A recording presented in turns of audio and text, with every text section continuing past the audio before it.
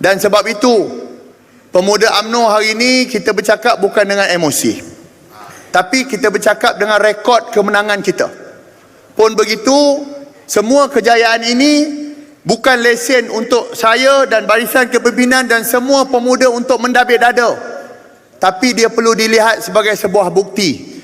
Bukti untuk kita boleh sebenarnya untuk dapatkan kepercayaan rakyat, asalkan kena dengan cara je. Saya nak ucapkan jutaan terima kasih. Terima kasih kepada Yang Amat Berhormat Datuk Seri Presiden UMNO Malaysia.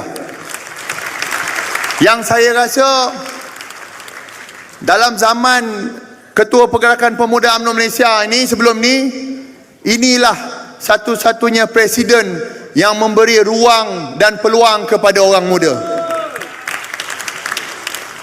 Walaupun kadang-kadang saya dilihat tidak sehaluan dengan presiden, tapi jiwa besar presiden sebenarnya, sahabat-sahabat, membenarkan dan buka ruang kepada pemuda untuk berkarya dalam parti ini. Terima kasih Datuk Seri Presiden.